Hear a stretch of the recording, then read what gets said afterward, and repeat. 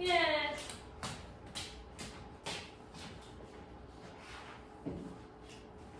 그래서 저희가 복습을 거기까지 하셨고요. 그 다음에 이제 요거는 그대로 냅두고 뭐 하실 거냐면 이 평가한 기출 말고 오늘 새롭게 드린 고3 연합평가 평형 문제지 이걸 한번 펼쳐보세요.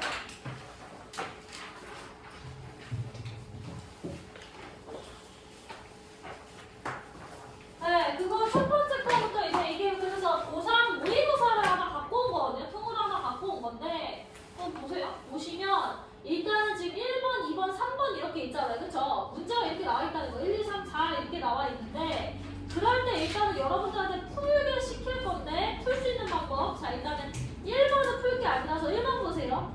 1번에서는 일단은 제껴야 되는 게 있어요. 무조건 제껴야 되는 거. 이것은 정답이 될 수 없다. 몇 번일까요? 주혁아. 4번. 4번 잘하셨어요. 4번은 제가 뭐라 그랬어요? 복습 한번 해보시면 자, 그래서 그거에 관련된 표현법 부교재로 가세요. 부교재로 가셔서 부교재 2번, 2페이지에 6번에 제가 별표를 3개나 쳐놓지 않았습니까? 거기에 정답으로 고르면 안 되는 표현법 띵띵띵띵 써보시고 싫어하는 짧은 문학에서 불가능한 단어도 기억하시면 띵띵 써보세요. 힌트는 긴입니다. 긴. 불가능한 단어는 긴 띵띵 뭐 이런 거. 한번 써보세요. 6번에 띵띵띵띵 뻑 띵띵 뻑 뭐 이거 해가지고 6번.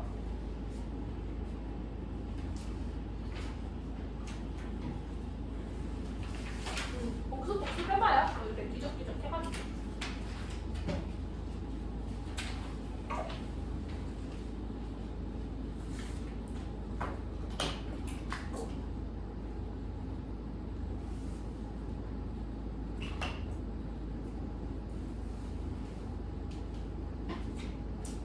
이현주 씨 하셨습니까?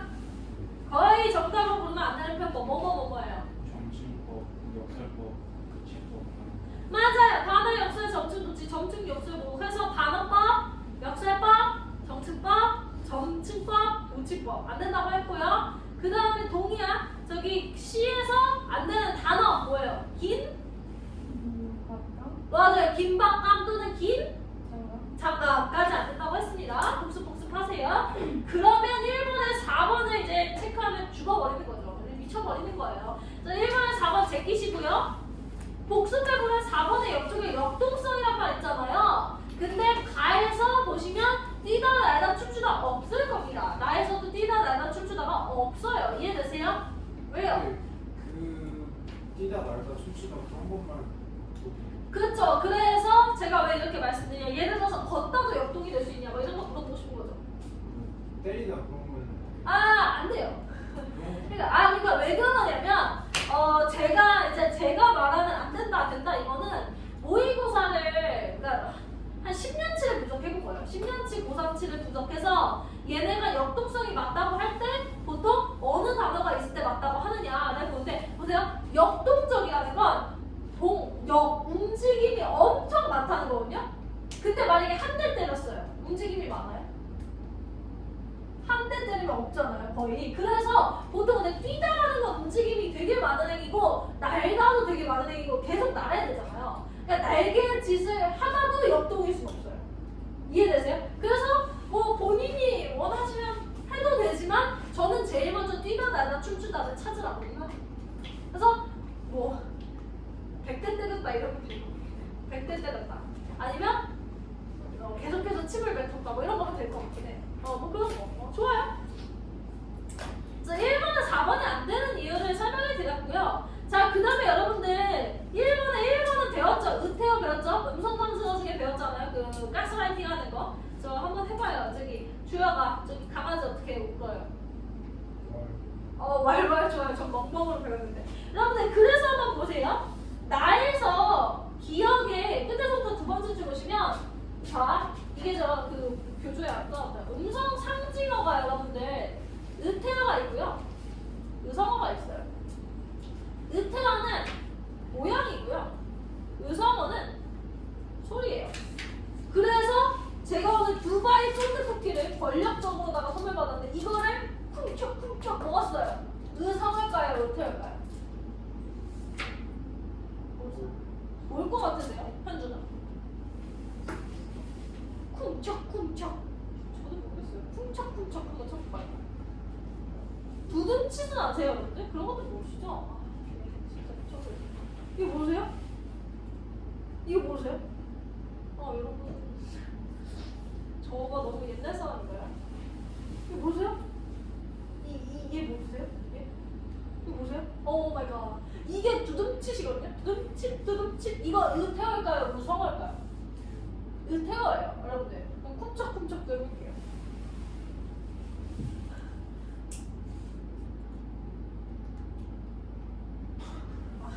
어쩔 수 없잖아요. 파워에.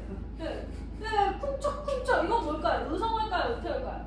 의성어예요, 의성어. 쿵척쿵척 먹는 거예요, 여러분들. 왜요? 어쩔 수 없잖아요. 그러니까 결국에 뭐냐면 음성상징어에서 의태어와 의성어 보시면 보세요. 쿵척쿵척 이런 거나 아니면 왈왈 이런 거 하시잖아요. 왈왈. 근데 보면 아시겠지만 동일한 단어가 두 번 이렇게 반복되는 게 음성상징어의 특징이에요. 근데 제가 얘기했죠. 쿵척쿵척 뒤에다 거리다 또는 쿵척쿵척 하다 뭐 이런 식으로 쓸데없는 단어를 붙이잖아요. 그럼 음성상징어의 기능을 상실해요. 그래서 여러분들이 일단 첫 번째로 음성상징어인지 아닌지 모르겠어. 그러면 동일한 단어가 두 번 반복되는지 보세요. 예를 들어서 어정어정 뭐 이런 거. 아니면 뭐 총총 이런 거. 이해되세요? 자, 그러면 여러분들 예를 들어서 그럼 보세요. 어정어정 말고 총총에다 총총히 붙이면 이거 음성상징어일 거 아닐까? 아니에요. 그거 알아두시라는 거예요. 그래서 1페이지에 여러분들 기억의 끝에서 두 번째 줄에 기억의 밑으로 두 줄 내려가면 총총히가 있잖아요. 이거 어떤 친구가 음성상징어로 봤는데 안 돼요, 여러분. 안 되는 뭐 어려운 이유는 있지만 그러면 여러분 음성상징어 어딨냐? 미음 기준으로 위로 하나 둘 셋 가세요. 어정어정 있죠? 이런 거 음성상징어라고요. 그 다음에 여러분 1번에 1번 보세요. 가에서 있는지 없는지 그럼 살펴보세요. 가에서 음성상징어가 있는지 없는지 한번 찾아보셔요. 다 찾으면 주혁이가 얘기해봐요. 음성상징어가 있는지 없는지.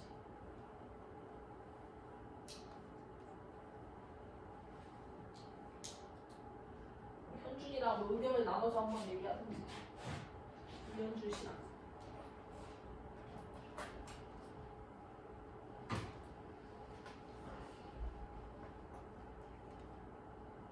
있어요 없어요? 죽어버릴게요. 없어요. 자신감을 가지세요. 그래서 가와 달리 나는 의태어를 사용한 거죠. 왜냐면 어정어정 기었다고 하니까. 이해되세요? 괜찮아요? 그 다음에 중요한 게 뭐냐면 시적 상황이 없는 시가 있을까요? 시적 상황은 어디나 있어. 그렇잖아. 시의 상황이 있으니까 시가 쓸 거 아니야. 그러니까 뒤에 시적 상황을 볼 필요 있어 없어? 없어. 그러니까 1번이 답인 거지. 괜찮아요? 그러니까 여기서 복습할 건 1번의 의태어가 뭔지 봐야 되고 시적 상황은 무조건 있다는 거 보셔야 되고 그 다음에 4번에 점체가 안 된다 봐야 되고 그 다음에 얘들아 3번 봐봐. 3번에 이거 3번 하기 위해서 어디로 갈 거냐? 보조 교재 1페이지에 첫 번째 거 봐봐. 화자와 청자와의 관계. 그거 빈칸 한번 채워봐요. 빈칸 한번 채워봐요. 1번에 화자와 청자와의 관계라고 하는 빈칸 채워봐요. 이 배웠니 현준아? 너 이현준 씨도 배웠어요? 안 배웠죠 이거? 배웠어요? 청재설정. 네. 저번에 하죠. 했어? 한번 빈칸을 해봐요 이거.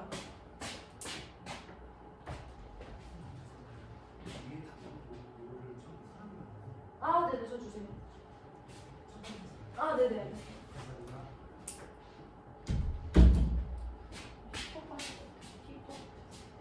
네 해요.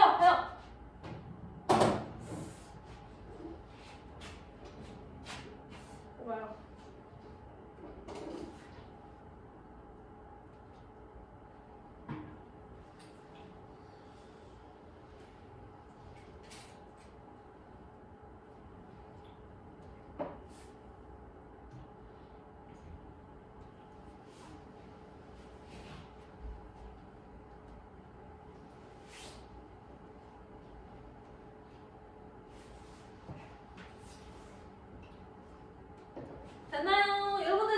그래서 화자는 어느 시에나 존재한다. 그러니까 있는지 없는지를 물어보지 않아요. 그냥 있어요.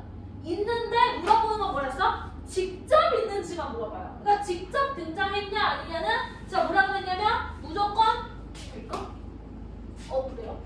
그래서 직접 등장했는지 아닌지는 무조건 나라는 말이 있거나 뭐 내라는 말도 되겠죠, 그렇죠? 또는 우리라는 말이 있어야 돼요. 왜 우리가 되냐면 내가 우리에 포함돼서 그래요. 그래서 나나 우리라는 말이 단어에 등장하는지 살펴보시면 됩니다. 그러면 여러분들 1페이지에 가보시면 나의 마음속 이러죠. 그럼 이거 뭐예요? 화자가 직접 등장한 형태인 거예요. 그러면 나를 보실래요? 나 같은 경우에는 화자가 직접 등장하지 않은 형태겠죠. 나는 한 말 없죠? 그죠? 이해되세요? 그래서 나는 화자가 직접 등장, 나는 화자가 직접 등장하지 않은 간접 등장인 거예요. 근데 간접 등장은 물어보지도 않아요. 직접 등장했냐 아니냐만 물어봅니다. 그 다음에 여러분, 화자는 무조건 있는 애고 화자가 청자를 설정할 수도 있고 아닐 수도 있다고 했죠? 설정하면 어떻게 해야 돼요? 호명하면 돼요. 부르면 된다고. 누구누구야 라고 거기에는 그냥 호명이라고 적어주세요. 부르면 돼요. 부르면 돼. 호명. 안 부르면 미친놈이다. 그거 아니에요.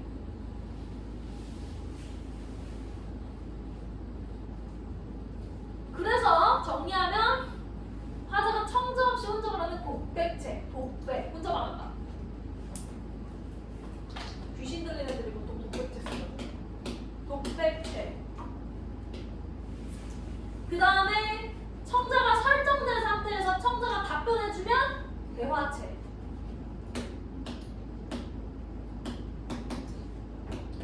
야, 그러면 봐봐. 청자가 설정되어 있으면 애초에 독백체 불가능해. 이해돼요? 왜냐면 청자가 없어야 독백이 가능한 거고. 이해되세요? 그럼 얘들아 1번에 3번 봐봐. 독백체인가 봐봐. 독백체가 맞는지 아닌지 한번 해봐. 그러니까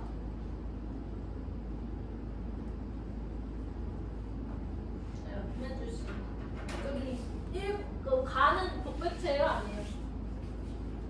한번 찾아보세요. 천천히 시간 줄 테니까.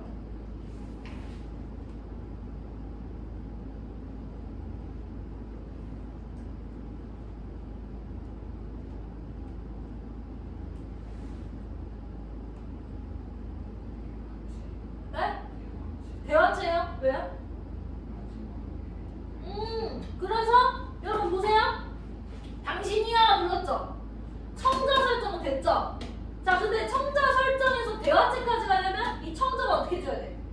대답해줘야 되지. 나는 당신 이러면서 말해줘야 되지. 그럼 당신이 대답한 거 현주에 있어 없어요? 현주이 뭐야? 현주에 있어 없어? 당신이라는 놈이 대답해준 거 있어요? 없죠. 그럼 이거 청자 설정에서 끝난 건데, 근데 중요한 건 뭐예요? 청자 설정이 돼버리면 독백체가 불가하다는 거예요. 그래서 1번은 3번이 안 된다고요. 알겠어요? 이해돼요? 하여튼 그래서 1번의 답이 1번인 이유까지 설명해 드렸어요. 자, 그럼 여러분은 2, 3, 4를 풀 건데 푸는 그 힌트를 좀 드릴 거예요. 자,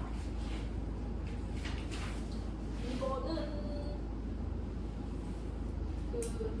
일단 2번은 각 선지를 팩트로 풀 건지 동그라미 세모로 풀 건지 분류하시고요.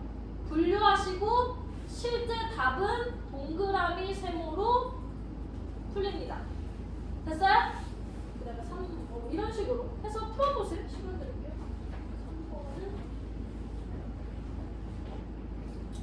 3번은 내가 풀겠어. 풀지 마세요. 4번은 여러분 팩트 체크.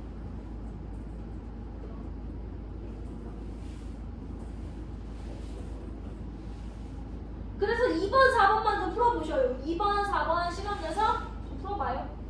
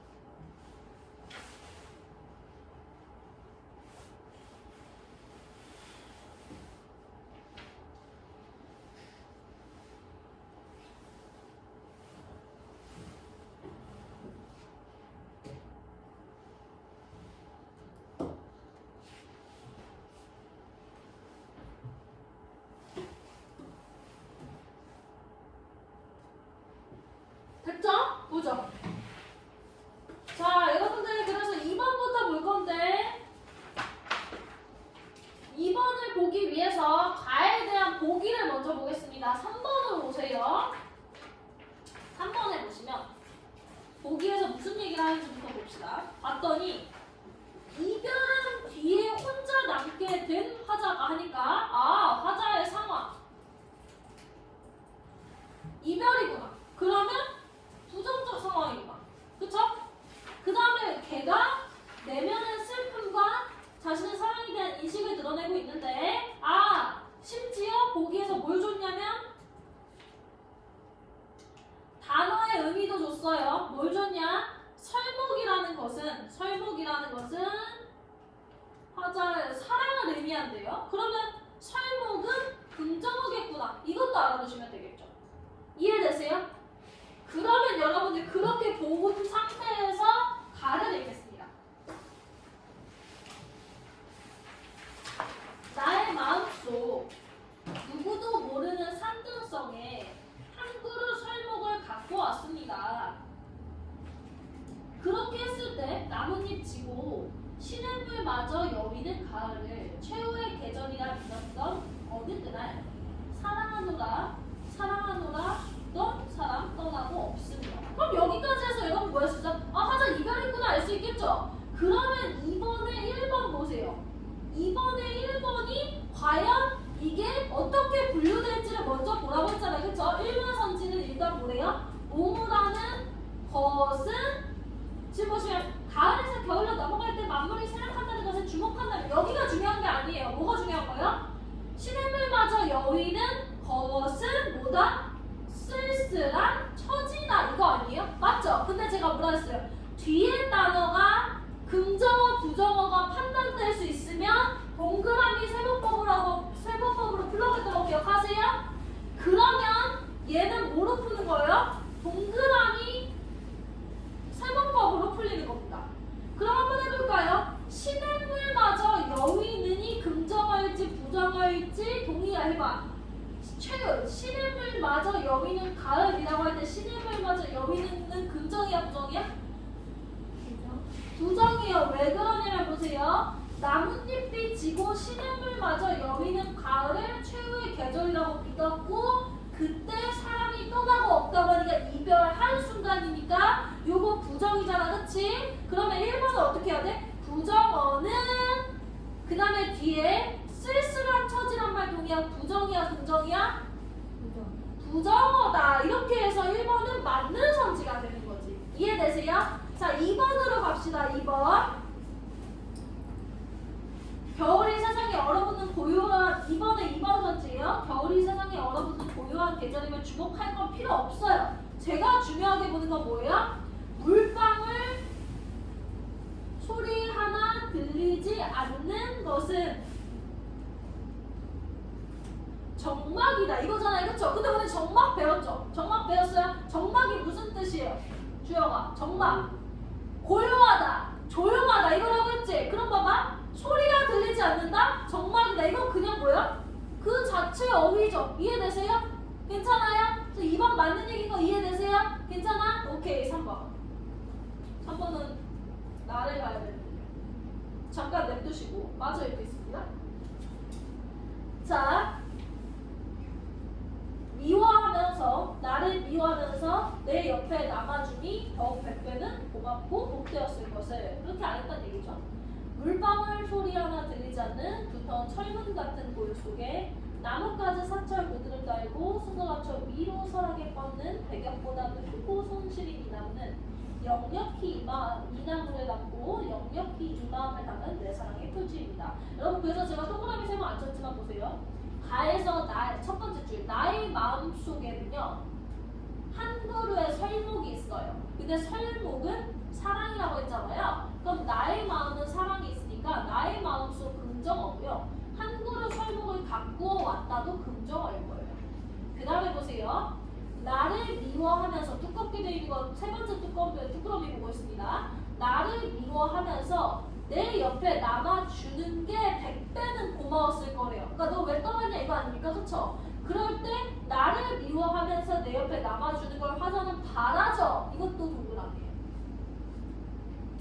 그 다음 보세요. 나뭇가지가 사철 고드름을 달고 위로선하게 뻗는 배경보다도 희고 손실인 이 나무는 뒤로 넘어가면 내 사랑이에요 라고 얘기하잖아요. 그러면 나뭇가지 사철 고드름 달고 위로선하게 뻗는 배경보다도 희고 손실인 내 사랑의 표지 모두 긍정이에요. 그죠? 그 다음에 마지막 당신 당연히 긍정일 거고요. 내가 좋아하는 사람이니까 불씨 한 줄 머금고 죽어도 좋다고 했으니까 동그라미일 거예요. 이해되세요? 그런 상황에서 3번을 풀 건데 제가 3번을 왜 풀겠다고 했냐면 자 3번을 풀 때 여러분들 보세요. 저는 이 단어가 너무 중요해요. 동의야. 뭐 예진이한테 물어볼까? 예진아 저기 너가 30살이 돼서 남자친구를 골라야 되는데 1번은 전 여자친구가 100명 있어. 2번은 모태솔로야. 누구 고르실래요? 그래요? 좋은. 근데 저는 보통 옛날에 제 친구가 그걸 고민했었는데 100명까지는 아니고 한 50명 될 것 같은데 제가 무조건 1번 골랐거든요. 왜냐면 여자애들은 모르는데 그러면 남자들이 센스 있길 바라시잖아요. 근데 센스는 어디서 오냐? 축적된 연애 경험에서 와요. 여러분 제가 왜 그러냐면 제 남동생이 이제 다이어트 첫 썸을 타서 연애를 하러 갈 때 연애가 아니라 그냥 밥을 먹으러 갈 때가 있었어요. 그때 제가 TV를 이렇게 보고 있으면 남동생이 이렇게 지나가는데 핑크 색깔 바지를 입고 갔다. 그래가지고 불렀어요. 한이야, 너 와봐. 너 그 바지 어디서 왔어? 했더니 그냥 좀 예뻐 보여서 샀대. 얼마 전에 내가 한 8만 원 정도 됐어요. 심지어 약간 꺾이는 핑크 바지였어. 그래서 내가 이게 예뻐? 했더니 예쁘대. 그래가지고 내가 될 것 같은데 이래가지고 걔를 급하게 옷장을 막 뒤져서 롱코트를 하나 찾았어. 롱코트를 하나 찾고 왜냐면 그 바지는 죽어도 벗을 생각이 없대. 그래가지고 내가 롱코트를 입히고 한이야 기억해? 절대로 겉옷을 벗어서는 안 돼. 너무 더워도 안 돼. 이랬는데 결국에 벗으셨대요. 벗으셨고 이제 그날 뒤로 여자가 연락이 두절돼가지고 뭐 그랬는데 제 동생은 그 많은 그 썸의 실패담이 있어요. 뭐 예를 들면 뭐더라? 뭐 엽떡에 주먹밥 먹고 이빨에 그 김가루 졸라 꼈는데 화나게 웃었다가 차인 거 이런 적 많거든요. 그러면서 제가 얘기를 하는 게 센스 있는 남자랑 연애를 하고 싶으시면 첫 번째로 연애 경험이 좀 있으시던가 두 번째로는 집에 누나가 있으면 돼요. 왜냐면 누나가 조져놔요 그 애를. 저는 제 남동생을 자신하고 하는데 누나 있어요? 없어요? 누나? 없어요? 누나? 없어요? 누나들의 장점 남동생을 저 패면서 저를 위한 꼬북으로 만들죠. 그래서 제 남동생은 완벽하게 꼬북이 되어 있어요. 그러니까 제가 뭐 생리기간에 인상만 찌푸리고 짜증만 내도 뛰어가서 베스킨라빈스를 사올 수 있는 그런 재능을 얻게 됐거든요. 제가 봤을 때 그러니까 뭐냐면 결국에 이별을 통해서 혹은 뒤지게 처맞는 걸 통해서 사람은 발전한단 말이에요. 제가 그 얘기를 왜 하냐면 승화라는 말이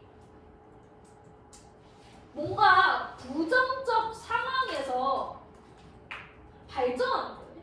그러니까 다시 말해서 만약에 이 사람이 이별이라는 고통을 겪었으면 이별을 통해서 더 나은 패션 센스 아니면 더 나은 뭔가 다정함 이런 것들을 얻어내는 게 승화예요, 여러분.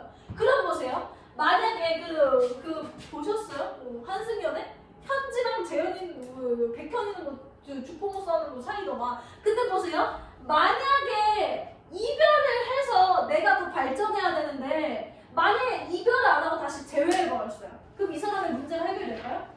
안 돼요. 제가 옛날에 남자친구가 발냄새가 너무 나길래 우리는 헤어져야겠다. 나는 이 발냄새를 맡으면 살 수 없다 라고 얘기를 했어요. 그랬더니 남자친구가 안 된다고 붙잡았죠. 그래서 다시 만났어요. 제 남자친구는 발냄새를 해결했을까요? 해결하지 않았어요.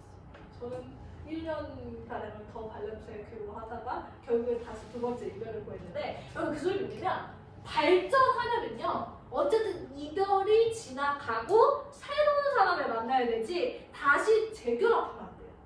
뭔 얘기인지 아세요? 그러니까 승화라는 개념은 이별은 이별인 거야. 근데 이별을 통해서 내가 어떻게 하는 거야? 더 나은 인간이 되는 거야. 그 개념이 승화예요. 됐어요? 그러면 여러분들 보세요.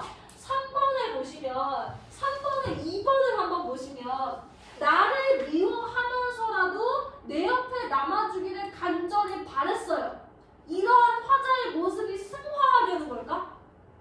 안 된다는 거지. 왜냐면 승화라는 말은 뭐다? 미련을 버리고 이별을 받아들인 다음에 내가 뭐야 살을 죽도록 빼던 머리카락을 심던 제 친구는 최근에 이별하고 머리를 심었어요. 탈모가 좀 진행되던 친구인데 월급 한 달치를 넣어서 머리를 심었는데 제가 봤을 때는 좀 이상해요. 이게 여러분들 머리가 걔가 이렇게 원형 탈모가 있었는데 여기만 아가 머리들 있고 약간 키위 같고 나머지 머리가 길거든요. 안 될 것 같아요. 어쨌든 중요한 건 뭐다 여러분? 거기서 승화하려고 하려면 이 사람이 옆에 남아줘 이러면 돼? 안 돼? 안 된다고요. 승화는 이별이 있어야 돼요. 됐습니까? 괜찮아요? 그래서 3번에 2번은 개념을 알아두기 위해서 제가 공부시켜드린 거고 나를 미워하면서 내 옆에 남아주길 간절히 바라는 승화가 안 돼요. 이해되세요? 승화란 개념 꽤 자주 나옵니다. 그럼 4번 보시죠. 4번. 4번 보기 전에 나를 읽어야겠죠? 나를 읽겠습니다. 마다에서 봄과 여름의 적진 얼굴들이 하나하나 사라져간다. 그렇게 명성이 높던 오동잎도 다 떨어지고 저무는 가을 하늘에 인가의 정서를 부르던 물두개 고개한 연기도 찬바람에 그만 모색해놓다. 그런 늦가을에 김장 걱정을 하면서 집을 팔게 됐다가 팩트예요. 그런 늦가을에 김장 걱정을 하면서 집을 팔게 됐대요. 그럼 여러분 4번에 한번 보세요. 화자가 실생활에서 느끼는 삶의 무게, 김장 걱정. 삶의 무게는 김장 걱정 아니에요? 맞죠? 그러니까 1번은 맞는 얘기. 됐어요? 맞아 읽을게요. 다가오는 겨울이 더 외롭고 무섭다. 이삭쯤을 따라 길을 걸어서 두만강을 건너는 이삭분처럼 회색하는 속으로 들어가 가족들이 저녁상을 둘러앉았어요. 이해되세요? 2번 보세요. 2번. 삶의 터전이 흔들리는 화자의 상황이라고 할 때 화자가 지금 어떻게 됐어요? 지금 집을 팔게 됐고 어떻게 됐어요? 지금 이삿짐을 따라서 막 걸어가고 있잖아요. 그렇죠 여러분? 그리고 나서 이거 알아두시면 되는데 두만강을 건넌다는 건 옛날에 사람들이 도망갈 때 강 건너갔다는 얘기 하잖아요. 그런 얘기예요. 그래서 2번도 맞다고 체크해 주시면 되고 맞아 뒤에 내릴게요. 어머님 한 분이 오시지 않아요. 엄마가 아마 갑자기 벼랑간 앞니가 무너진 듯 허전하대요. 그러니까 엄마가 안 와서 허전하다는 말이 디귿이잖아요. 그럼 3번 보세요. 어머니가 부재하다는 게 뭐야? 엄마가 없다. 그래서 화자의 상실감이 뭐야? 이빨이 무너진 듯 허전하다가 화자의 상실감인 거죠. 이해되세요?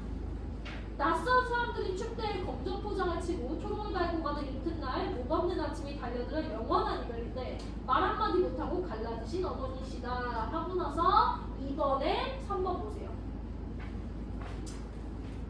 자, 김현주씨 3번에 말 한마디 못하고 갈라지다. 긍정어 부정어? 부정어. 그 다음에 자 현주가 뒤에 있는 거 그리고 김현주씨 뒤에 화자가 성찰을 통해 내적 성적으로 이루고 있다는 것을 드러낸다. 여기에서 중요 단어는 뭐예요?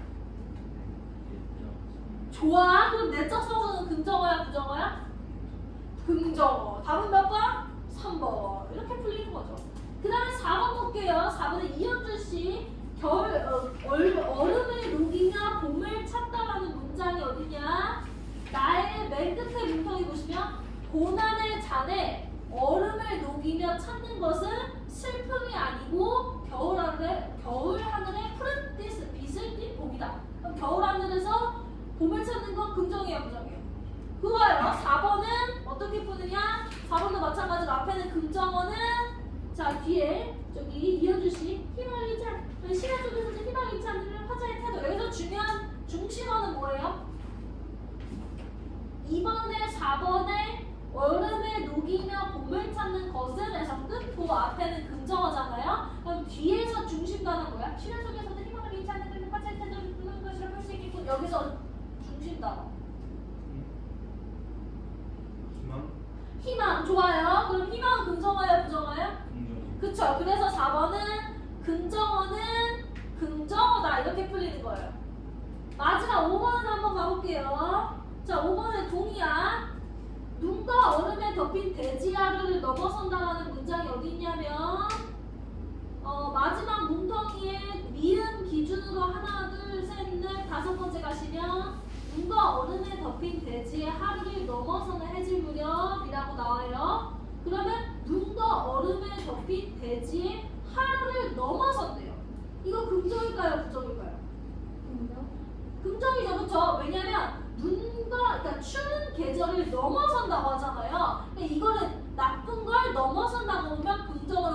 보시고요. 뒤에 핵심도 한번 물어볼래. 괴로운 현실을 견뎌내다로 보셔서 긍정어는 긍정어다 이렇게 보실 거예요. 그래서 보면 아시겠지만 2번의 답을 고를 때 1번은 동그라미 세모법, 2번은 그냥 어휘, 정막은 소리가 안 들린다. 이거 어휘. 이 어휘에 관련된 게 아까 승화도 나왔던 거죠. 승화는 뭐다? 이별이 있어야 되는데 이별이 없다고 하고 싶으니까. 그쵸?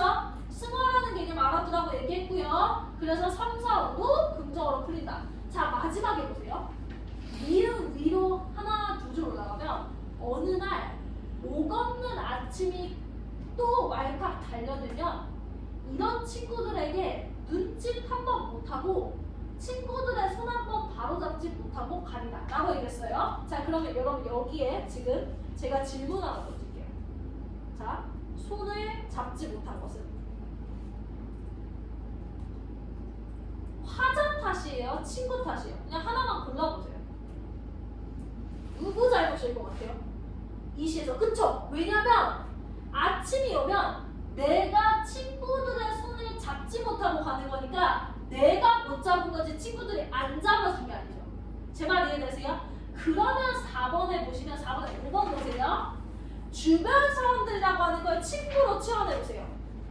주변 사람들을 친구로 바꿔보시면 그러면 이 문장에서 친구들의 비정함인데 비정함이라는 말은 정이 없다. 다시 말해서 화자를 대하는 친구들은 정이 없다 이거잖아요. 근데 손을 안 잡은 건 화자의 잘못이지 친구들의 잘못이 아니라는 거예요. 그래서 이거 뭐예요? 본문에 그런 얘기가 없었다로 풀리는 거죠. 이렇게 풀리는 거예요. 이해되세요? 괜찮아요? 그래서 4번까지 풀어냈고요. 저희는 5에서 10까지 풀고 집에 갈 거라서 5에서 10을 푸시는데 비문학 저랑 수업 안 해봤을 것 같아서 수업할 거고요. 잠시만요. 5번부터 혹시 예? 5번부터 10번. 5번부터 10번 할 거죠. 5번부터 10번 할 거 이거 숙제죠. 이거 바쁜 게 아니야. 저 혹시 집에 예비 매상비 사다 놓으신 분 없어요? 다 드려야 돼요? 응. 이거 일단은 드리고 얘기를 하죠. 이거는 저기 숙제교재예요.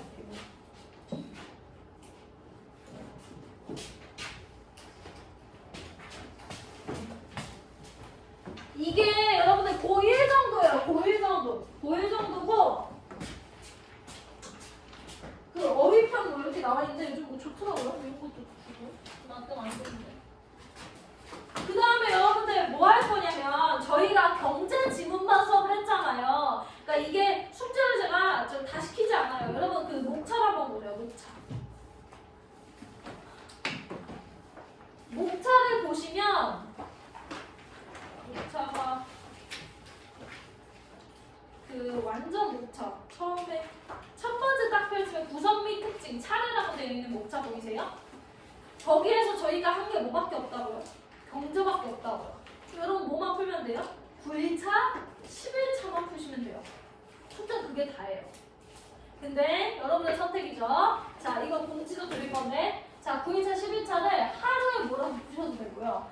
꾸준히 푸셔도 돼요. 하루에 한 친구씩 해서 푸셔도 되는데 다만 금요일 밤 11시 59분까지 풀고 채점하고 틀린 거 고친 걸 사진 찍어서 저희 단톡방에 올리셔요. 그게 되지 않으면 숙제가 안 된 걸로 체크할 거예요. 이해되세요? 그리고 나면 제가 토요일에 이 비문학에서 여러분이 복습해야 되는 개념이나 필요한 내용들을 프린트로 만들어서 올려드릴 거예요. 그럼 그것까지 보시면 되는 거예요. 이해되세요? 그래서 이 교재는 제가 실제 수업 시간에 쓰진 않습니다. 왜냐하면 고1 정도예요. 여러분의 레벨을 2단계 낮춘 거예요.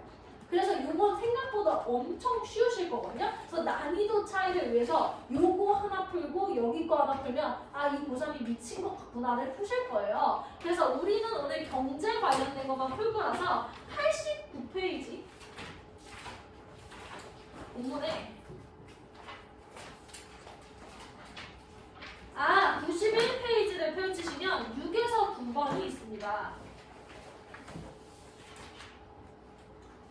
네, 6에서 9번이라고 되어 있는 거 보이세요? 요거 하나를 풀고서 한번 해석을 가볍게 해보겠습니다. 글의 길이를 보시면 91페이지 펼쳐놓으신 상태에서 우리 이거 모의고사지 2페이지를 펼쳐보세요. 그리고 글의 길이를 비교해보세요. 그러면 고3건 2페이지에서 3페이지로 넘어가는 해서 총 6문단이 나와 있습니다. 그쵸? 그래서 일단은 여러분들이 어느 정도 비문학을 하는지 보기 위해서 6에서 9번 푸시는데 시간은 넉넉하게 드릴게요. 6분에서 7분, 7분 드리겠습니다. 여러분 읽고 풀어보세요. 7분 드리겠습니다. 푸시죠.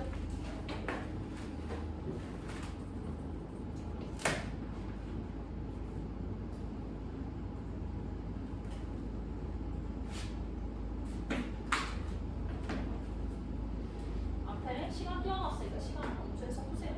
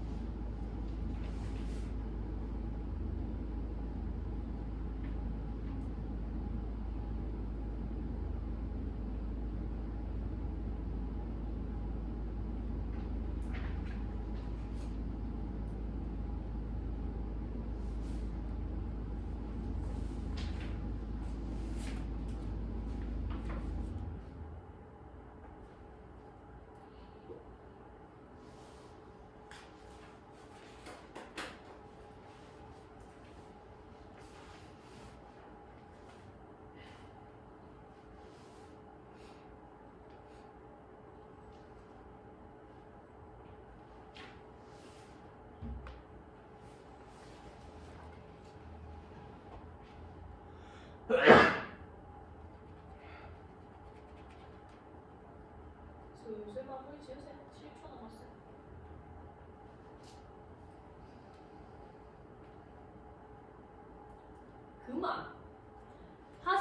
그만하시고 간단하게 본문 해설을 해보면요. 사실 이건 고일 지문이라서 글의 구조가 깔끔하지 않아요. 글의 구조가 깔끔하지 않다는 얘기가 뭐냐면 여러분들 지금 보시면 이게 4문단으로 이루어져 있잖아요. 그쵸? 총 4문단으로 이루어져 있을 때 보통 이건 절대 규칙인데 비문학 첫 문단은요. 주제어를 줘요. 내가 앞으로 이런 얘기 할 건데 이런 거요. 근데 보시면 이 본문은 두 번째 문단에서 1문단에서 핵심어가 뭐예요? 접근 갈등이거든요. 그쵸? 접근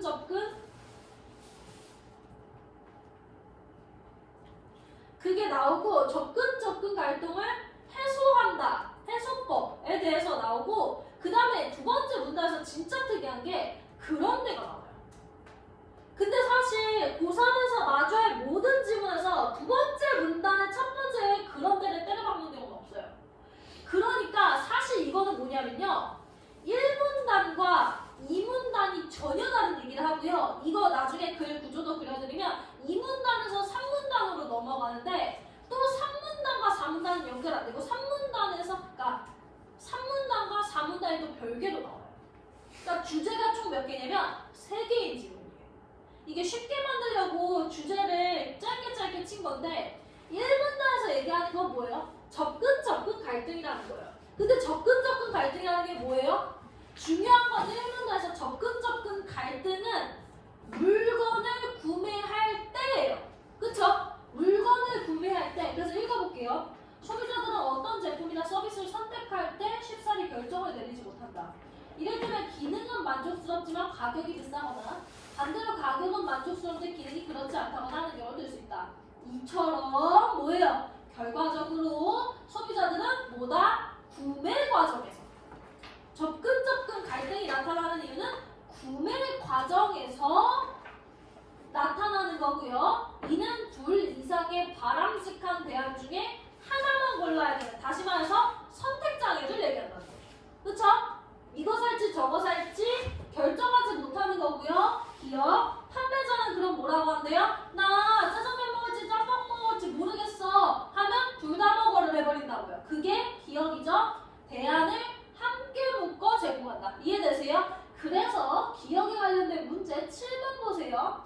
7번에서 5번 나오는 거죠. 왜요? 짜장면과 짬뽕 중에 뭘 먹어야 될지 고민돼 라고 할 때 짬점을 줘버리는 거예요. 이해되십니까? 7번에 5번. 마저 이 문단 읽을게요. 그런데 그러니까 뭐예요? 해석법은 선택적이가 오니까 둘 다 선택할 수 있게 해줄게 이거잖아요. 그쵸? 그런데 다음에 보세요. 다른 대안들을 함께 묶어 제공받지 못한 상태에서 선택한 경우에 그럼 뭐예요? 이미 구매가 끝난 경우예요. 그쵸? 한 가지 물건만 선택한 거죠. 이해되십니까? 그러니까 1문단은 선택장애일 때 둘 다 선택할 수 있게 해줄게. 근데 만약에 구매가 이미 끝났으면 어떡해? 라는 게 2문단인 거예요. 그래서 2문단은 뭐래요? 소비자들은 선택하지 않은 거. 그러니까 뭐야? 짜장면 먹을지 짬뽕 먹을지 고민했는데 짜장면만 먹어버린 거야. 그럼 짬뽕을 왜 못 먹었을까 하는 아쉬움이 심리적 불편함이 되고요. 그런 불편함을 그래서 불편함이 생기는데 그 불편함을 없애려고 하는 게 뭐다? 인지, 구조와 이론이다. 그래서 어떻게 한대요? 이 이론에 따르면 사람들은 자신의 생각과 태도가 자신이 한 행동과 서로 일치하기를 바라는데 그렇지 않으면 심리적 긴장이 나타나기 때문에 어떻게 한다? 자신의 선택이 최선이 아닐지도 모른다는 생각을 없애버린다는 거야. 내가 최고의 선택을 했지. 이 집 짬뽕은 맛없어. 짜장면 먹는 게 맞아. 이런 식으로 자기 확신을 주는데 그 불편함을 해소하는 방법. 여러분 보세요. 아까 구매 과정에서 갈등이 일어난 건 접근 갈등이었죠. 선택장애. 그래서 그걸 해결하기 위해서는 둘 다 선택하게 해줬어요. 맞아요? 근데 만약에 구매가 이미 끝났으면 이 불편함을 어떻게 해소시킨대요? 소그냥 해결 방법은 어떻게 한대요? 3문단에 그게 주제가 나와요. 뭐라고 나와요? 뭘로 해결할 수 있대요?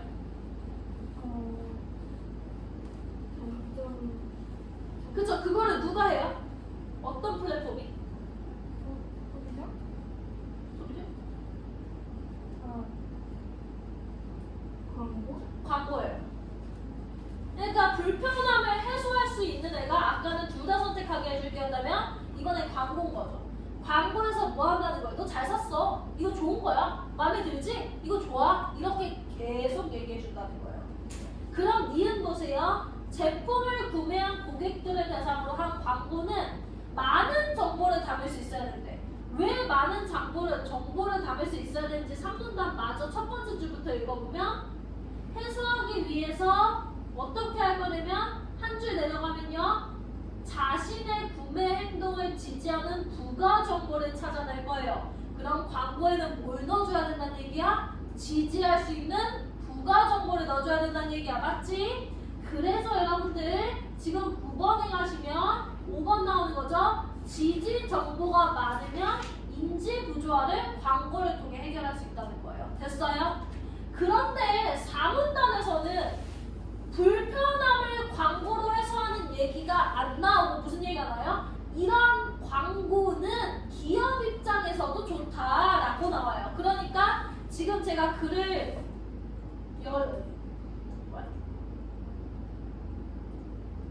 글의 구조를 한번 보시면요. 여러분들 그래서 글의 구조를 보시면 1문단에서는 구매 과정에서의 갈등이에요. 갈등. 이건 어떻게 해결한다고? 둘 다 사게 해줌으로써. 그쵸? 근데 두 번째, 이미 사버렸으면 그때는 광고가 해결해줘요. 근데 광고는 소비자에게만 좋은 게 아니라 회사에게도 이득 이런 얘기잖아요. 그러니까 주제가 총 3개라는 거예요. 1번, 2번, 3번. 됐어요? 그럼 1번 보세요. 1번에서 윗글에 대한 이해를 적절하고 라고 할 때 여러분 5번 보세요. 소비자들은 자신의 구매행위가 최선이라는 확신이 없어요. 그럼 심리적 긴장 상태를 얻게 되고 그게 뭐예요? 인지 부조화가 되는 거죠. 됐어요? 넘어가겠습니다. 빨리빨리 하는데 쉬워서 그래요. 그 다음에 8번에 여러분 2번 보세요. 구매 후 이미 끝났어요. 구매가 끝났는데 디자인 때문에 심리적 갈등을 겪고 있다는 게 뭐예요? 아 내가 이거 잘 산 게 맞나? 했더니 개빡치게 새로운 자동차가 출시됐대요. 아 제가 그렇죠. 아이폰 산지 막 이틀 됐는데 다음날에 참고 참다가 아이폰 11 미니를 샀는데 참고 참다가 다음날에 13이 나온다는 거야. 속 뒤집어지는 거죠. 이 그런 거예요. 뭐예요? 디자인 때문에 갈등 받고 있었는데 새로운 자동차가 출시됐다? 미쳐버리는 거죠. 심리적 갈등이 해소될 수가 없이 심리적 갈등이 더 커지겠죠. 다음 몇 번? 6번. 그러니까 결국에 여러분은 제가 이걸 빨리빨리 하는 이유는 뒤에 더 어려운 거 할 것 때문에 그런 거고 비문학 풀면 아시겠지만 그렇게 어렵진 않거든요. 그래서 여러분들은 어떻게 하시면 되냐면 제가 9일차, 10일차 체크해드렸잖아요. 그거 푸시고 채점하시고 틀린 거 고치셔서 사진 찍어서 올리시면 돼요. 이해되시죠? 그렇게 해주시고 저희는 이거 주교재 2페이지 보세요. 예. sorry.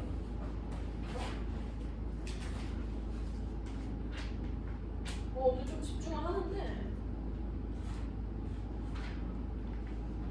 아, 9번에 5번이요.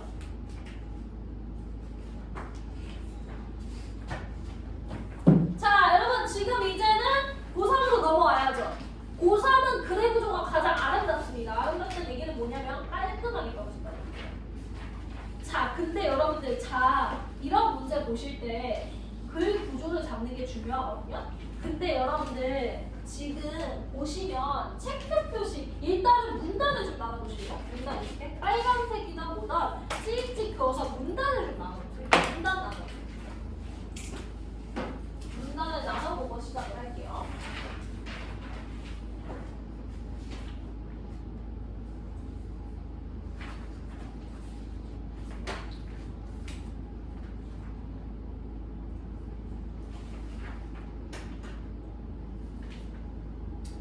여러분 비문학을 고3 걸 푸시잖아요. 지금 게 고3 거잖아요. 고3 비문학을 푸실 때 제일 먼저 하실 건요 문단을 나누고요. 그 다음에 문단의 첫 문장만 보세요.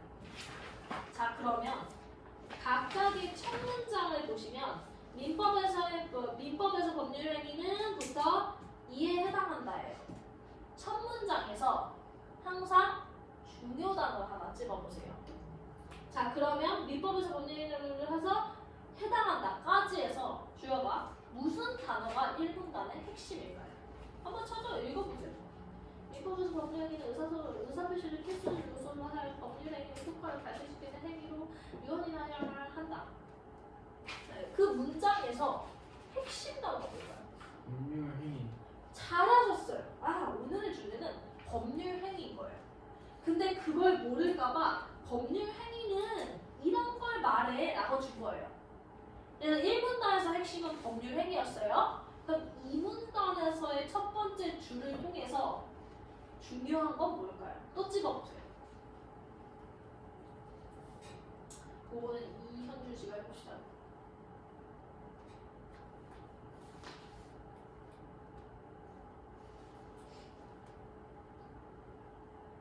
뭘까요? 인정한 기준. 맞아요. 왜냐면 네모를 쳐준 건 중요하다는 얘기거든요. 그러면 보시면 조금 더 하면 법률 행위의 해석에 있어 일정한 기준 아니겠습니까? 그냥 저 길게 썼어요 그냥. 근데 원래 일정한 기준까지만 해도 돼요.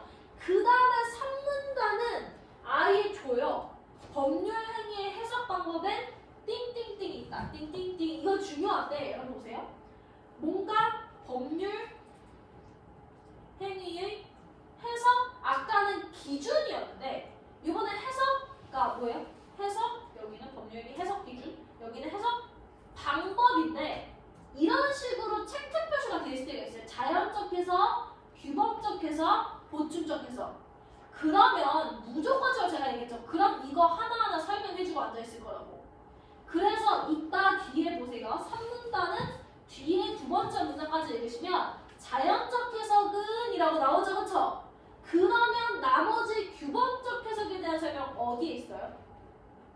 무조건 여러분은 다음 문단의 첫 번째부터 보는 게 빨라요. 그럼 보시면 3문단은 법률 행위의 해석 방법 중에서 자연적 해석만 설명하고 있고요. 4문단은 법률 행위의 해석 중에서 누구를 얘기하고 있어요? 규범적 해석을 설명하고 있고요. 마지막 그러니까 5문단에서는요 보충적 해석을 얘기하고 있어요. 그리고 나서 6문단의 첫 번째 줄 보세요. 첫 번째 줄 보면 예진아 첫 번째 글자가 뭐예요? 그럼 물을게요. 가령이 무슨 뜻이에요? 아세요? 가령 무슨 뜻이에요? 가령은 for example이에요. 예를 들어요. 그럼 여러분 보세요. 이 예를 들어는 두 가지의 예일 수 있어요. 첫 번째는 자연적 해석, 규범적 해석, 보충적 해석의 예일 수 있고요. 순서가 그렇잖아요. 법률행위, 해석 기준, 해석 방법, 자연적, 규범적, 보충적이니까. 그럴 수 있고요. 아니면 바로 윗문단인 보충적 해석만 예를 들어줄 수도 있어요. 그럼 여러분은 가령의 밑에 A를 쭉 살펴보시면서 이게 규범적 해석, 보충적 해석, 자연적 해석을 다 아우르는 예를 들어인지 아니면 보충적 해석의 예인지, 그러니까 5에 6이 종속되는 건지 3, 4, 5에 6이 종속되는 건지만 한번 파악해보세요.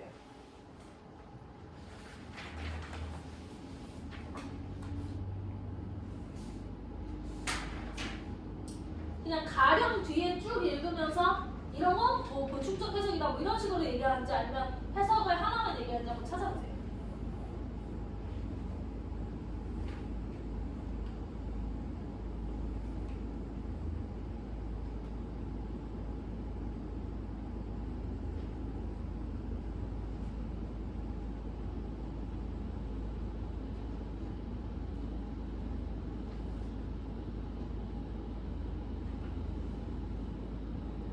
자, 묻죠. 동의야. 이거는 3, 4, 5에 대한 예예요? 아니면 5에 대한 예예요? 5에 대한 예예요. 왜냐면 읽어보시면 맨 마지막 줄에 이것은 보충적 해석이다 라고 나와요. 그러면 6은 5 거예요. 5 거. 6은 5 거예요. 그럼 제가 구조도를 항상 그려보라고 하거든요. 구조도는 1에서 2로 가요. 무슨 소리예요? 법률행위는 이런 건데 법률행위의 해석을 하려면 이런 기준을 따라. 그리고 3으로 가죠. 어떻게 해요? 법률행위 해석 방법에는 3, 그래서 3, 4, 5가 있어. 그리고 5에 연결되는 게 6인 거예요. 이거 아닙니까? 이해되세요? 그럼 여러분 제가 물을까요? 자, 3, 4, 5의 관계는 6은 뭐 빼고 잠깐 3, 4, 5의 관계는 시간순이나 그래서 제가 이걸 직렬이냐 병렬이냐 물어보거든요. 1에서 2로 가는 건 직렬이에요. 연결되니까. 근데 3, 4, 5는 여러분들 병렬 관계죠. 병렬 관계라는 게 각각 다른 얘기를 하잖아요. 그래서 여러분 3, 4, 5는 일단 오늘 배우는 개념이지만 병렬 관계고 1에서 2로 가고 2에서 3, 4, 5는 직렬 관계라는 것도 알아두시면 좋아요. 제가 그 얘기 왜 하냐? 5번 보세요. 5번. 여러분 5번에 보시면 5번 보실래요? 발전해온 과정이라는 말은 시간순이어야 돼요. 무조건. 그쵸? 그러니까 다시 말해서 5번은 해석 기준이 발전해온 과정이라면 이 문단에서 끝났어야 되고 이 문단에서 시간순으로 뭔가가 전개됐어야 되지 3문단, 4문단, 5문단, 6문단이 나오면 돼요? 안 돼요? 안 돼요. 그쵸? 기준은 이 문단에서 설명이 끝났어요. 그쵸? 기준과 방법은 다른 거잖아요, 여러분들. 그래서 5번이 안 된다는 거 알아두시고요. 과정이 통시적이라는 말은 시간순이라는 얘기예요. 그러려면 무조건 문단을 처음에 1960년대, 그 다음 문단을 1970년대, 그 다음에 80년대 이런 식으로 시간의 순이 나와야 돼요. 됐어요? 그러면 여러분 1번 볼까요? 법률 행위의 해석의 필요성과 의의는 모르겠는데 해석 기준 나왔죠? 해석 방법 나왔죠? 그러면 1번은 잠깐 스킵해 주시는 거예요. 그럼 여러분은 법률 행위의 해석의 필요성과 의의는 최소한 몇 문단을 뒤져야 될까요? 그쵸? 순서대로. 왜냐면 밝히고 기준과 해석이니까 법률 행위의 해석과 필요성이 1문단에 있는지를 뒤지셔야 돼요. 맞아요? 그럴 때 여러분 필요성은 왜 필요한지 의의라는 말 모를까 봐 알려드릴게요. 의의라는 말은 얘가 왜 쓸모가 있는지예요. 그러니까 뭐냐면 제로 음료는 다이어트에 효과적이라는 점에서 의의가 있다. 이런 거예요. 의의는 이러해서 쓸모가 있다. 이 뜻이에요. 이해되세요? 그러면 여러분은 1문단 읽으시면서 잠깐 1문단 읽으시면서 법률 행위의 해석의 필요성이 있는지 그리고 법률 행위의 필요성, 그러니까 해석이 왜 필요한지를 1문단에 있는지 찾아보세요. 1문단 읽으시면서 중요한 것들도 한번 밑줄 치면서 복귀해 보세요.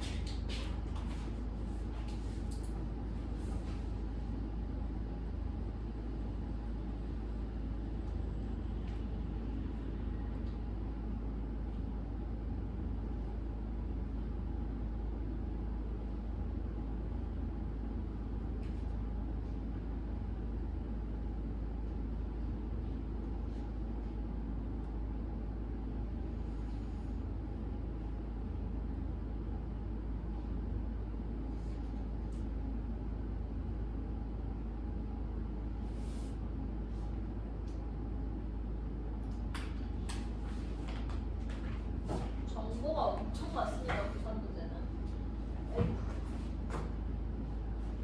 참고로 저희는 1문단만 해석, 1, 2문단만 해석하고 집 갈 거예요. 아시죠? 너무 부담 갖지 마세요. 1, 2문단 하고 집 갈 거예요. 보시면 일단은 우리 1문단의 핵심은 법률행위예요. 법률행위는 하고 항상 똑같아요, 여러분들. 설명을 해줄 거예요. 표시를 필수적 요소로 하여 법률 효과를 발생시키는 행위로. 그러면 법률 행위는 의사 표시가 재료가 되고요. 쓰지 마세요. 그걸 통해서 결과가 법률 효과가 만들어져요. 그쵸? 그냥 여러분 이해하기 쉽게 여기다 그냥 제가 써드린 거예요. 유언이나 계약 등이 이행당한다 라고 해서 그냥 법률 행위는 의사 표시 가지고 법률 효과 만드는 행위야. 그리고 예시는 이게 있어. 이렇게 얘기한 거예요. 이해되세요? 그 다음에 보세요. 여러분 님들한테 법률 행위는 의사 표시를 가지고 법률 효과를 만드는 걸 하고 나서 뭐가 걱정되는 줄 아세요? 이 새끼들이 의사 표시를 알까? 가 궁금한 거예요. 그래서 한 번 더 파고 들어간 겁니다.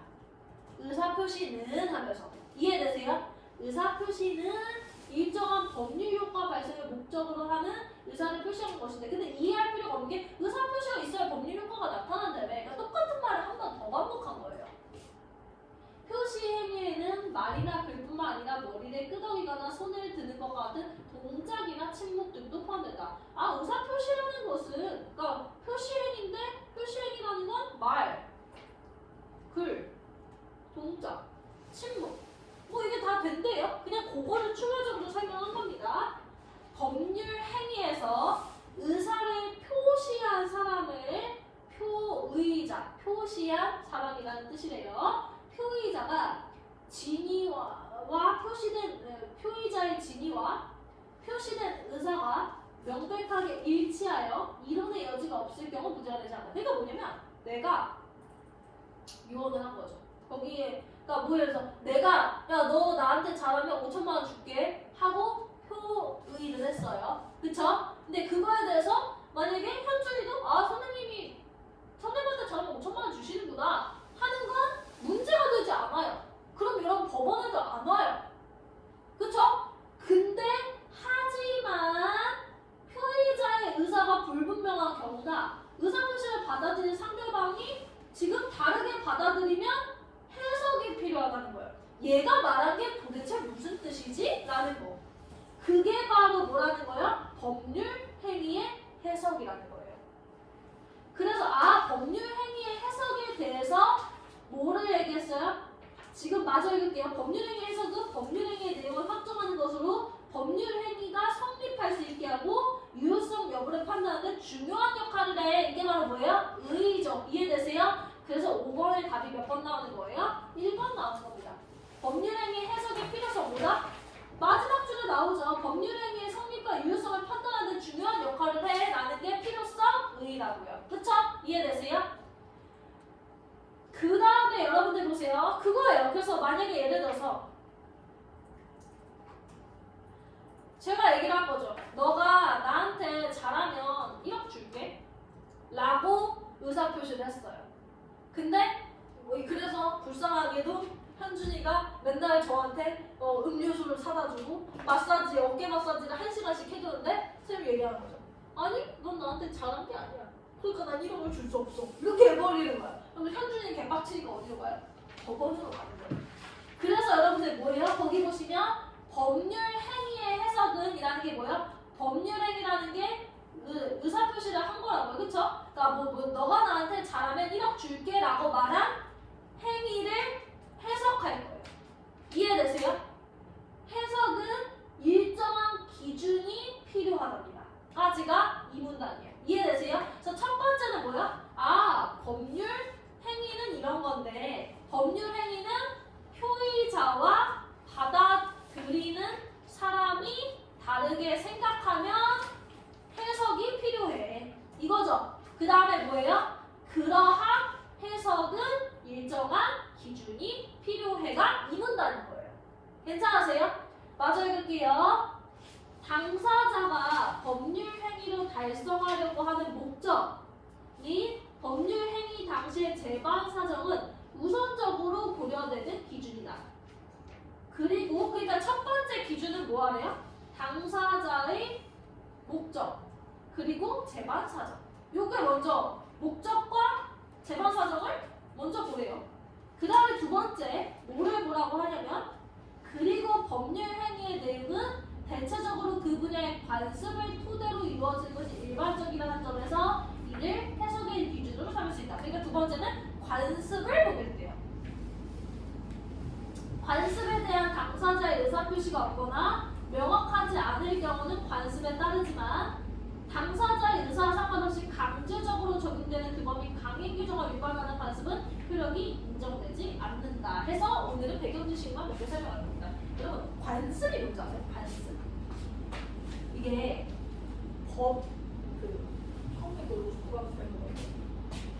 여러분 그 법이라는 게 있고 관습이라는 게 있거든요. 법은 말 그대로 저기 국회의원 아저씨들이 야 이렇게 해서 이렇게 하기로 해서 땅땅땅 하면 생기는 게 법이에요. 이해되세요? 근데 법은 두 가지가 있어요. 하나는 지키지 않으면 처벌받는 법이 있어요. 그걸 뭐라 하냐면 강행법규라고 해서 강하게 행동을 요구한다는 거예요. 예를 들어서 사람을 죽였어요. 어디 가요? 깜빵 가죠. 강행법규예요. 이해되세요? 괜찮아요? 그래서 법은 두 가지 종류가 있는데 첫 번째는 강행, 억지로 시키는 법이고요. 그 다음에 하나는 하면 좋겠다 하는 법이 있어요. 그러니까 뭐냐면 쓰레기를 뭐 다른 분들 경우는 쓰레기를 버리지 말아라 뭐 이런 거예요. 지켜도 되고 안 지켜도 되는 거고. 그러니까 결국에 법이라는 건 문서화가 돼서 여러분들이 법전을 살펴보면 그 얘기를 알 수 있는 거거든요. 근데 보세요. 근데 뭐 예를 들어서 친구들 사이에서는 비틀즈 사면 나눠 먹어야 돼. 그러니까 야 너 간식 나눠 먹어야 돼. 이런 건 관습이에요. 관습은 예를 들어서 우리나라에서 가장 유명했던 건데 재산은 보통 누가 지내죠? 남자가 지내죠. 아들이 지내죠. 그 장손이 재산을 지내잖아요. 그건 법에 없어요. 그러니까 우리나라 재산은 남자가 지내야 된다는 법은 없거든요. 그건 아주 오래전부터 내려온 뭐예요? 관습이에요. 관습이라는 건 습관 같은 거거든요. 그럼 이제 이 둘이 깡 부딪혀서 어떻게 생각해요? 누가 우선할 것 같으세요? 법과 관습 중에 법이 우선해요. 왜냐하면 법은 적혀져 있는 거고 관습은 지역마다 다를 수도 있어요. 실제로 제주도는 여자가 제사 지내거든요. 그 소리 뭡니까? 관습이 법이 없을 땐 대신해 줄 수 있어요. 근데 법이 있는데 관습이 법에 부딪혀요? 그러면 법을 따라야 되는 거예요. 그래서 오늘 일단 개념은 뭐다? 제가 경제도 맨날 개념 얘기하잖아요. 법과 관습의 개념을 아시고요. 그 다음에 법에는 무조건 지켜야 되는 것과 그렇지 않아도 되는 게 있어요. 이해되십니까? 그래서 이 문단 마저 해석하겠습니다, 여러분. 이 문단 마저 보시면 일단은 첫 번째로 선생님이 현준이한테 너가 나한테 잘하면 1억을 줄게 라는 법률 행위, 의사표시를 한 걸 해석할 거예요. 그럴 때 잘한다는 의미가 뭔지를 해석해야 되잖아요. 첫 번째는 선생님이 말한 목적이나 재반사자는 그 당시의 상황을 파악할 거예요. 그리고도 부족하면 두 번째, 보통 잘한다는 게 통념적으로 뭘 의미하는지에 대한 관습을 보겠다는 거죠. 예를 들어서 현준이가 선생님 머리를 쥐어뜯었어요. 잘한다는 관습이 있어요? 없죠? 그런 식으로 두 번째는 관습을 보겠다는 거예요. 근데 따르지만 해서 일정한 기준 밑에 하나 둘셋넷 다 여섯 번째 줄에 관습에 따르지만 당사자의 의사와 상관없이 강제적으로 적용되는 규범인 강행 규정이라는 게 그거예요. 법을 얘기하는 거예요. 법에 위반되는 관습은 적용하지 않습니다.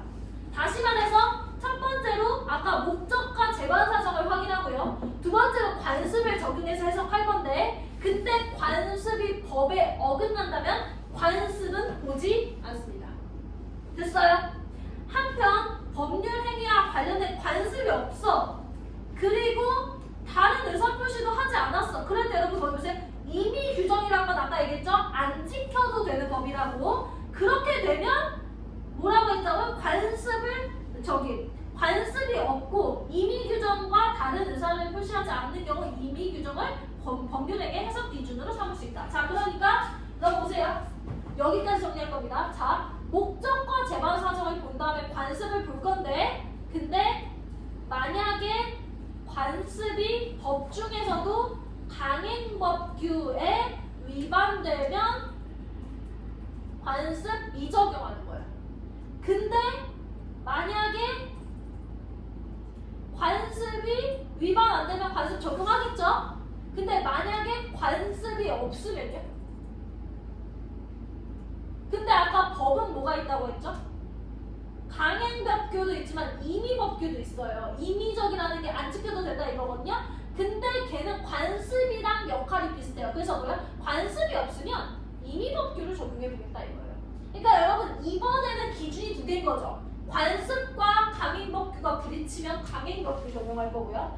관습과 임의법규가 있을 때는 관습이 이겨요. 그리고 관습이 없으면 마지막으로 임의법규를 적용한다는 거예요. 오늘의 개념은 관습과 법에서 강행과 임의를 생각하셔야 돼요. 마지막 두 줄 더 읽고 끝낼게요. 자, 그래요. 그리고 권리의 행사와 의무의 이행은 신의를 쫓아 성실히 하여야 된다는 신의 성실의 원칙도 법률행위 해석 기준이 될 수 있다. 신의 성실의 원칙은 뭐예요? 그냥 야, 사람이 인간답게 행동이라고 있다는 얘기예요. 이해되세요? 여기까지 하겠습니다. 여기까지 하셔서 다음 주에는 제가 이 페이지 해석 마저 할 거고요. 여러분들은 다음 주에 바꾸실 게 현대식 기출 모음집 가지고 오시고요. 면역평가 가지고 오시고 현대식 배경노트 이렇게 갖고 오시면 되고요. 숙제 교재는 무거우니까 가져오실 필요는 없어요. 제가 다만 얘기했죠. 금요일 11시 59분에 숙제 검사 할 거고요. 안 된 친구들은 남겨서 풀리겠습니다. 이 시간부터 이후에 남겨서 풀릴 거니까. 선생님, 우리 금요일 날 밤에 안 보내는데 토요일 날 하면 해오면 그럴 순 없어요. 제가 그러면 새 프린트를 그냥 해오지 마세요. 토요일에 하자. 아, 네, 토요일에 해오지 마세요. 그냥 모든 걸 포기하고 그냥 오세요.